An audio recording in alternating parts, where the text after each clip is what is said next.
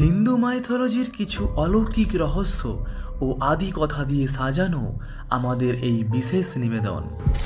মহাকুম্ভে কেন ভিড় করেন নাগা সাধুরা এবং কখন তারা উলঙ্গ বেশ ধারণ করেন, চলুন আমরা বিস্তারিত জেনে ফেলি।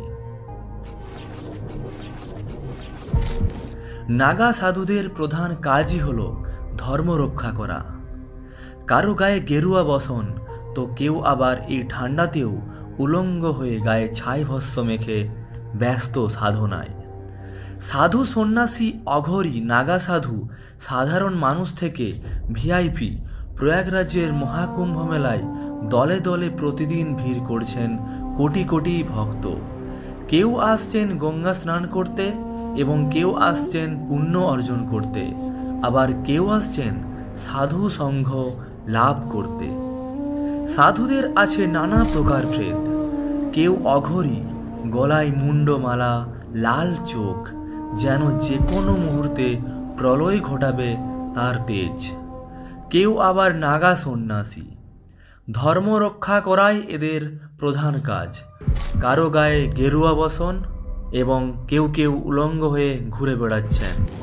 এগুলিই হলো এদের প্রধান নিদর্শন। এমনই নানা দৃশ্যে ছড়িয়ে ছিটিয়ে রয়েছে গোটা কুম্ভ মেলা জুড়ে। সাধুদের এই কঠোর তপস্যা প্রত্যক্ষ করতেই ছুটে আসছেন বহু মানুষ দেশ বিদেশ থেকে। গায়ে একটা সুতোও নেই, হাতে তরবারি, গদা, ত্রিশূল, ডমরু নিয়ে মহাদেব নাম জপ করছেন এই নাগা সাধুরা। কিন্তু প্রশ্ন, কেন এই ঠান্ডাতেও নগ্ন থাকেন এই নাগা সাধুরা? কখন তারা পরিত্যাগ করেন নিজেদের বস্ত্র? এই প্রশ্নের উত্তর রইল আমাদের এই ভিডিওতে। নাগা সন্ন্যাসী হওয়ার প্রক্রিয়া খুবই কঠিন এবং দীর্ঘ সময়ের। একজন সাধারণ মানুষের নাগা সন্ন্যাসী হয়ে উঠতে কমপক্ষে প্রায় 6 বছর সময় লাগে। নিয়ম মতে একজন উলঙ্গ নাগা সাধু শুধুমাত্র কোটি ছাড়া আর কিছুই পরেন না। এই মহাকুম্ভ মেলাতেই সন্ন্যাসী হওয়ার জন্য চূড়ান্ত শপথ নেন তারা। এই সময় অনেকেই জীবন থেকে শেষ বস্ত্রটুকুও ত্যাগ করেন। এরপর সারা জীবন ওই ভাবেই জীবন অতিবাহিত করে কাটিয়ে দেন এই নাগা সন্ন্যাসীরা। এই কারণেই বহু নাগা সন্ন্যাসী অর্থাৎ বহু নাগা সাধু কেবল কোটি পরেই ঘুরে বেড়ান।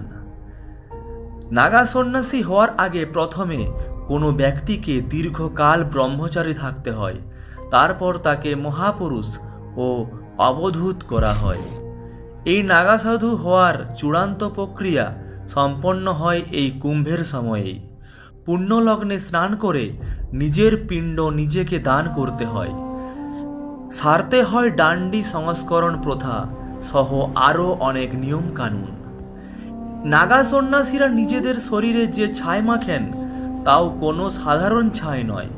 বিশেষ নিয়ম মেনে যজ্ঞ কুণ্ডে পিপল, রসলা, বেলপাতা, কোলা এবং গরুর গোবর পুড়িয়ে তারপরে প্রস্তুত করা হয় এই বিশেষ ধরনের ছাই। বিশেষজ্ঞদের মতে নাগা শব্দের অর্থ ধর্মের রক্ষক। ধর্মকে রক্ষা করাই এদের প্রধান এবং একমাত্র কাজ। হ্যালো বন্ধুরা, আপনার যদি ভিডিওটি একটুও ভালো লেগে থাকে তবে অবশ্যই ভিডিওতে একটি লাইক করুন এবং ভিডিওটি কেমন লাগলো অবশ্যই কমেন্ট করে জানান। আর আমাদের এই চ্যানেলে নতুন হলে চ্যানেলটি অবশ্যই সাবস্ক্রাইব করুন। আপনারা ভালো থাকুন, সুস্থ থাকুন, ধন্যবাদ।